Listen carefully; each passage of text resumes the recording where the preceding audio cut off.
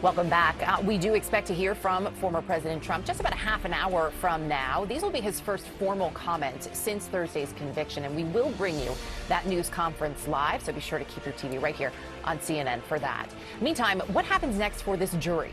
The jury itself took about 12 hours over the span of 2 days to find Donald Trump guilty on all 34 counts of falsifying business records. And the judge in this case, as we've noted, went to great lengths to keep jurors' personal information private.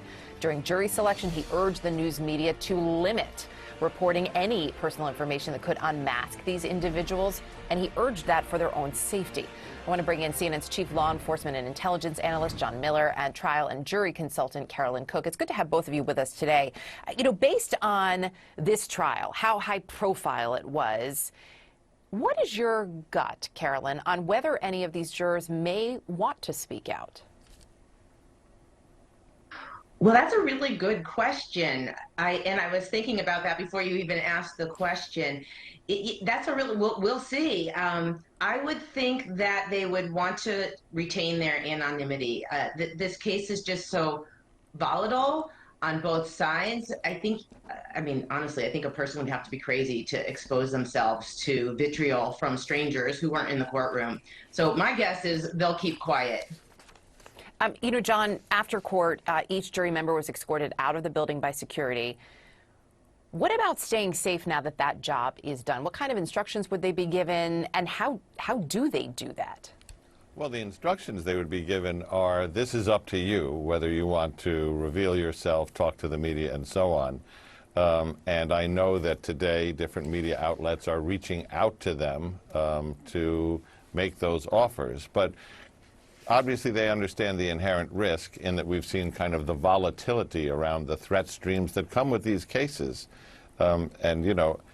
It's one of those things where they have thought this through. Now, some juror may actually make the calculation, well, I'm going to write a book about this experience, and I'm going to, be able to organize that in my own way. But I agree that most of them will probably stay under wraps, at least for the immediate future. And if they get threats, there is a system. They can report that to the NYPD. The Intelligence Bureau has a threat assessment team. If protection is required, they'll get it. I was speaking with a juror from Derek Chauvin's trial. That jury, of course, found him guilty in the death of George Floyd. And one of the things that he told me is he found people really did, Carolyn, when they got in that room, they put their emotions aside. They took their job very seriously. They took a lot of pride in that job, and they wanted to do their duty. We talk about this often with attorneys when we're looking at high-profile cases. Have you found that it changes anything for jurors when they know they're involved in a high-profile case, or do you find that same level of pride and sense of duty regardless of who is the defendant? Another good question. High-profile changes everything.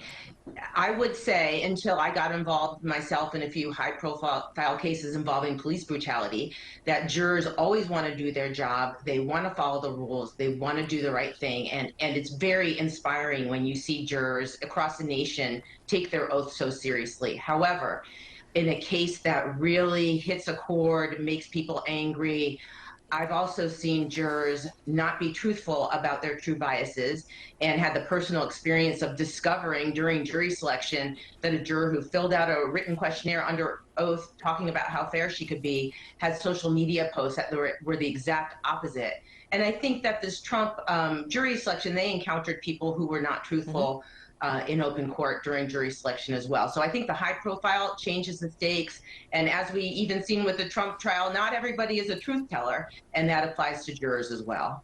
And we did see some of that challenge in court, whether by the attorneys or even by Judge Merchan himself, really drilling down on, based on some of those social media points, did people really believe that they could look at this in an unbiased fashion and be fair? John, look, security in New York City is a whole different ballgame than most other cities in this country. I spent a number of weeks down there at the courthouse watching it all as this trial was unfolding. What changes now? Do you believe that there will be any changes based on what we saw over the last several weeks and how the public handled this high-profile case? Do you think that would be any cause for changes to security in general? Well, it's interesting, Erica, because what changes now is a giant exhalation at that courthouse in that day-to-day business goes back to normal. The courthouse is not just about one trial where other trials are happening in the background. It goes back to day-to-day business. The key thing here is going to be the sentencing date, if that remains July 11th. And why is that the key? Because that puts a distance between the verdict and then the prospect of Donald Trump being sentenced to 400 hours of community service, or perhaps a year or more in prison, or heavy fines.